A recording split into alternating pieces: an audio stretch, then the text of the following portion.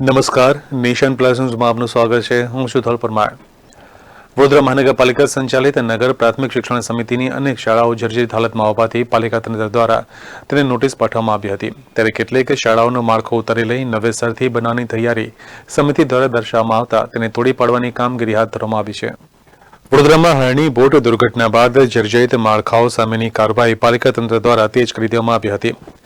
આ અંતર્ગત શિક્ષણ સમિતિ સંચાલિત અનેક શાળાઓને નોટિસ ફટકારવામાં આવી હતી. તે પૈકી કેટલીક શાળાઓમાં માત્ર રિપેરિંગ કાર્યની જરૂર જણાતી હતી, તો અન્ય શાળાઓનું માળખું વધુ જર્જરિત હોવાથી તેમાં રિપેરિંગ શક્ય ન હતું. તે માળખાને ઉતારી લેવું જ ઉચિત હતું.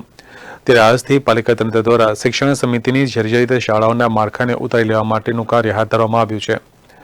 સયાજીગંજ વિસ્તારના પારસી અગિયારી મેદાન સામે આવેલ જર્જરિત માધવરાવ ગોલવાડકર શાળાને તોડી પાડવાનું કાર્ય શરૂ કરવામાં આવ્યું છે. શાળાના વિદ્યાર્થીઓ માટે વૈકલ્પિક વ્યવસ્થા કરવામાં આવી છે.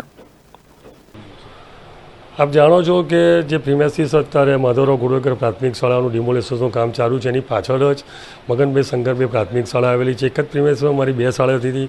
મરાઠી માધ્યમની શાળાના બાળકો 2 થી 3 જોવાથી અમે નજીકની શાળામાં હેડગેવારમાં બાળકોને શિફ્ટ કરેલા હતા. અને આગળની બિલ્ડિંગ જર્જરિત હોવાથી પાછળ બી બાળકો ભણતા તે લોકોને કોઈ તકલીફ ના પડે એટલે મગનભાઈ શંકરભાઈ પ્રાથમિક શાળાના બાળકો બી નજીકની શાળામાં અમે શિફ્ટ કરેલા છે. અને આજે વેકેશનનો સમય હોવાથી અમે શાળા તોડવાની મંજૂરી આપેલી છે.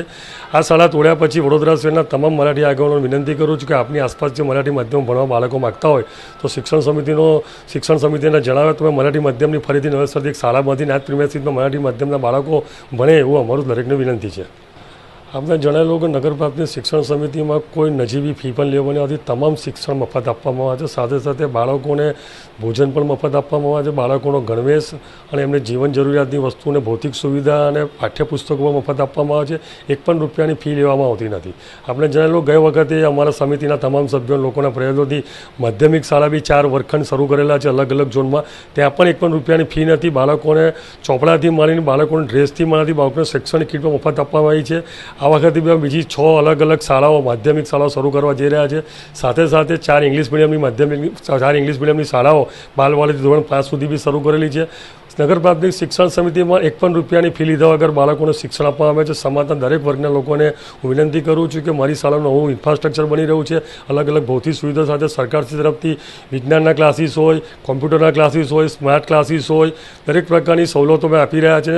તો દરેક નગરજનોને મારી અપીલ છે કે આપણે નગર પ્રાથમિક શિક્ષણ સમિતિની પોતે જાતે વિઝિટ લઈ ત્યાંનું વાતાવરણ કેવું છે જાતે જોઈને પોતાના બાળકો નગર પ્રાથમિક શિક્ષણ ભણાવે એવું મારે દરેક નાગરિકોને સૂચન છે.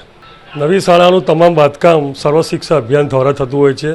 અમે અહીંથી સર્વ શિક્ષા અભિયાનને એક સૂચન આપેલું છે કે નવી શાળાના બાંધકામમાં બાળકોની સંખ્યા પ્રમાણે ઓરડાઓની સંખ્યા અમને આપતા હોય છે, એનું સ્ટ્રક્ચર આપતા હોય છે.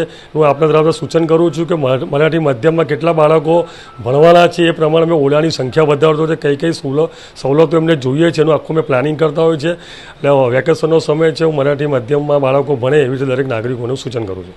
એનું પ્લાનિંગ થયા પછી જ ખર્ચો આવતો હોય છે. સર્વ શિક્ષા અભિયાનમાં બાળકોની સંખ્યા પ્રમાણે ક્લાસીસની સંખ્યા થતી હોય છે, કઈ ભૌતિક સુવિધા લેવી એનું આયોજન થતું હોય છે. સૌથી પહેલાં તો જર્જરિત શાળા હતી અને બાળકોને પાછળ જે બાળકો ભણે છે લોકોને જીવન જોડે નુકસાન ના થાય એના માટે આ શાળા તોડવામાં અત્યારે આવી રહી છે.